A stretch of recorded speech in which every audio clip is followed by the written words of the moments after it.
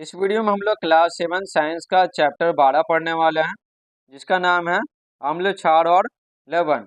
इस वीडियो में हम लोग इस चैप्टर के A to Z question answer complete करेंगे। तो चैनल पर नया है तो चैनल को सब्सक्राइब कर दीजिए और इस वीडियो को लाइक कर दीजिएगा, क्योंकि इस तरह का अच्छा क्वेश्चन आंसर है ना शॉर्ट शॉर्ट में आपके लिए लाते रहते हैं। तो चलिए बिना समय गवाए वीडियो को स्टार्ट करते हैं। तो देखिए यहाँ पर अभ्यास के प्रश्न। पहला है, रिक्त स्थानों की पूर्ति कीजिए। अम्ल नीले लिटमस पत्र को डैश कर देते हैं। तो अम्ल है ना, नीले लिटमस पत्र को लाल कर देते हैं। यहाँ पर आएगा लाल।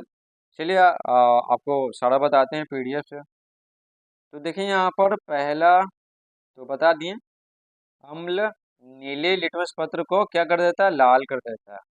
अम्ल का स्वाद क्या होता है, खट्टा, और क्षार का स्वाद कड़वा होता है। उदासीनीकरण अभिक्रिया में क्या बनता है, लवण और जल बनते हैं। ठीक है, और साथ ही साथ ऊष्मा भी निकलता है बाहर। ठीक है, उदासीनीकरण अभिक्रिया में पता है ना, अम्ल और क्षार एक दूसरे से अभिक्रिया करके लवण और जल बनाते हैं, और साथ में ऊष्मा भी क्या होते हैं, ऊष्मा भी बाहर निकलते हैं। चौथा है, हल्दी पत्र पर खड़िया पाउडर घोल डालने से इसका रंग क्या हो जाता है, इसका रंग परिवर्तन हो जाता है, यानी बदल जाता है। ठीक है, आगे देखिए, नीला थोथा। नीला थोथा किसको बोलते हैं, कॉपर सल्फेट को। तो नीला थोथा कॉपर सल्फेट एक क्या है, लवण है, CuSO4 बोलते हैं। दूसरा सवाल देखिए, मिलान कीजिए। तो देखिए, फिनोल्फथैलिन को किसमें मिलाएंगे, अंगूर को किसमें मिलाएंगे, ये सब है। ठीक है, चलिए आपको बताते हैं। देखिए, फिनोल्फथैलिन पता है, एक सूचक है जिसकी सहायता से हम लोग जानते हैं कि दिया गया विलेन है ना, अम्लीय है, क्षारीय है या उदासीन है। अंगूर में क्या होता है, टार्टरिक अम्ल होता है। कली चूना क्या, क्षार होता है। ठीक है, ये लाल लिटमस पत्र को पता है नीला कर देता है। लाल चींटी में के डंक में क्या होता है, फॉर्मिक अम्ल होता है। उंगली पे काट लेता है ना, मतलब कहीं भी त्वचा पे, तो यही फॉर्मिक अम्ल की वजह से पता है, ठीक है, नोचनी लगने लगता है। 5 देखिए, वाटर कलर, ये क्या होता है, उदासीन होता है वाटर कलर। प्रश्न 3, अम्लों और क्षारों के बीच अंतर बताइए। तो उत्तर लिखेंगे, अम्लों और क्षारों में निम्नलिखित अंतर है। देखिए, अम्लों का स्वाद क्या होता है, खट्टा होता है, और क्षारों का स्वाद क्या होता है, कड़वा होता है। पहले ही हो गया। अम्ल क्या करता है, नीले लिटमस पत्र को लाल कर देता है। ठीक है, अम्ल नीले लिटमस पत्र को लाल कर देते हैं, और क्षार क्या करता है, ये लाल लिटमस पत्र को नीला कर देता है। समझे, अम्ल क्या करता है, नीला से क्या किया, लाल किया, और क्षार क्या किया, जस्ट उल्टा किया। तो आप क्या याद कीजिएगा, अम्ल वाला खाली याद कीजिएगा, बस उसको उल्टा कर दीजिएगा तो हो जाएगा क्षार वाला। ये तो कन्फ्यूजन हो जाएगा। अब देखिए, अम्ल का pH मान 7 से कम होता है। ठीक है, अम्ल का, और क्षार का pH मान क्या होता है, 7 से अधिक होता है। चौथा प्रश्न देखिए, एक प्रयोगशाला में शिक्षक ने अम्ल और क्षार के 1.1 लीटर विलयन बनाकर रखा। तो यहाँ पर देख रहे हैं ये 1.1 लीटर है। ठीक है, अम्ल, यहाँ पर फिर से क्या बोला गया, एक प्रयोगशाला में शिक्षक ने अम्ल और क्षार के 1.1 लीटर विलयन बनाकर रखा। ठीक है, अम्ल के विलयन की 10 बूंदों से क्षार की 10 बूंदों का उदासीनीकरण होता था। दोनों का 10 बूंद। ठीक है, गलती से दोनों में से एक विलयन में पानी गिर गया।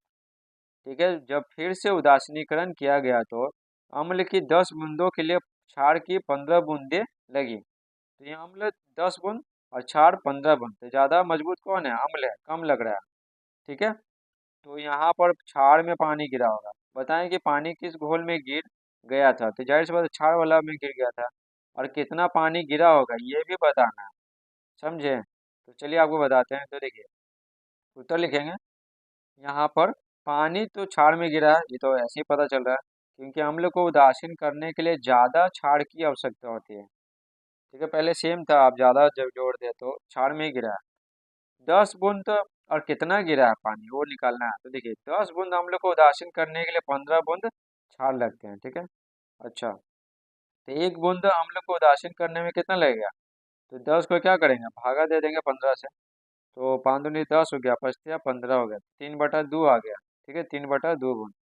तो क्षार का कुल मात्रा कितना हो गया, ये क्या हुआ, ये ये 1.1 लीटर का कितना 3/2 भाग क्या है, समझे, क्षार की कुल मात्रा है। ठीक है, क्षार की कुल मात्रा। तो जाहिर सी बात है 11 या 33 10 दूनी 20, तो 33/20 आ गया। ठीक है, अब इसको भागा देंगे। ठीक है ना, 33 में 20 से भागा देंगे तो 1.65 लीटर आएगा। ठीक है, पहले से ही करके देख चुके हैं। तो यहाँ पर देख रहे हैं, यहाँ पर ध्यान समझिएगा, यहाँ पर पहले क्या था, पहले 1.1 लीटर क्षार था। ठीक है, 1.1 लीटर क्षार था। लेकिन अब यहाँ पर क्या हो गया, पानी गिरने से 1.65 लीटर क्षार हो गया। तो पानी कितना डला है, तो यहाँ पर इसमें दोनों मिला हुआ, क्षार और पानी दोनों है, इसमें सिर्फ क्षार है। तो घटाएंगे तो 0.55 लीटर, 0.5 लीटर होता है ना, उसको क्या बोलते हैं, आधा लीटर बोलते हैं, 1/2। समझे, तो लगभग आधा लीटर पानी गिरा है। अब देखिए पांचवा प्रश्न, ऐसा क्यों होता है जब आप अति अम्लता से पीड़ित होते हैं, यानी इंग्लिश में एसिडिटी बोलते हैं, तो प्रति अम्ल की गोली लेते हैं। प्रति अम्ल मतलब क्या, अम्ल का दुश्मन। ठीक है, तो प्रति अम्ल की गोली क्षारीय होती है, जो अम्लता को उदासीन करके स्थिति को नियंत्रित करने में मदद करती है। समझे, जैसे एसिडिटी हो रहा है, मतलब पेट में क्या अम्ल ज़्यादा हो गया, तो उसको उदासीन कौन करता है, क्षार करता है। तो हम सब क्षार खाते हैं, और क्या, दवाई के रूप में। दूसरा देखिए, जब चींटी काटती है तो त्वचा पर कैलेमाइन का विलयन लगाया जाता है। क्यों, तो आपको पता है ना, चींटी में क्या, चींटी के डंक में क्या होता है, फॉर्मिक अम्ल होता है, बताया था ना अभी कुछ समय पहले। तो ये चींटी काटती है तो फॉर्मिक अम्ल त्वचा पर छोड़ देती है, जिससे जलन और फूले पड़ जाते हैं।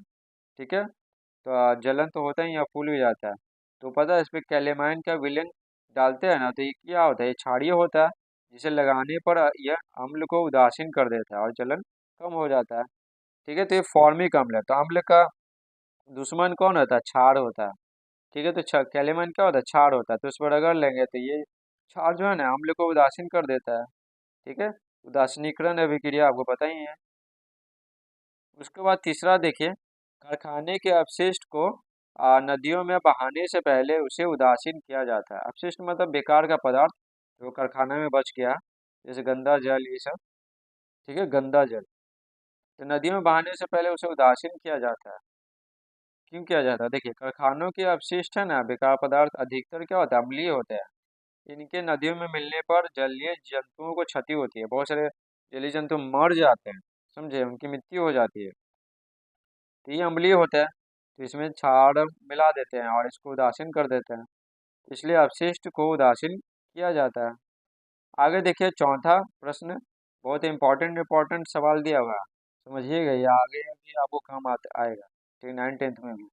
ताजमहल की सुंदरता नष्ट होती जा रही है, क्यों, तो ये नष्ट क्यों होती जा रही है, तो ये अम्ल वर्षा से। ठीक, उत्तर लिखेंगे, वायुमंडल में बढ़ती CO2 की मात्रा और कारखानों से निकलने वाले SO2 गैस नमी के साथ मिलकर कार्बनिक अम्ल और सल्फ्यूरिक अम्ल बनाते हैं।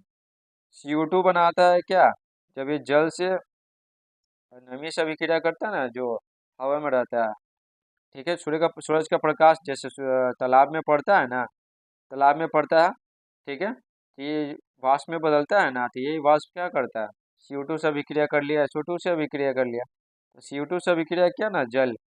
ठीक है, तो ये कार्बनिक अम्ल बनाया, और SO2 से अभिक्रिया किया तो सल्फ्यूरिक अम्ल बनाया। सल्फ्यूरिक अम्ल पता है बहुत खतरनाक होता है।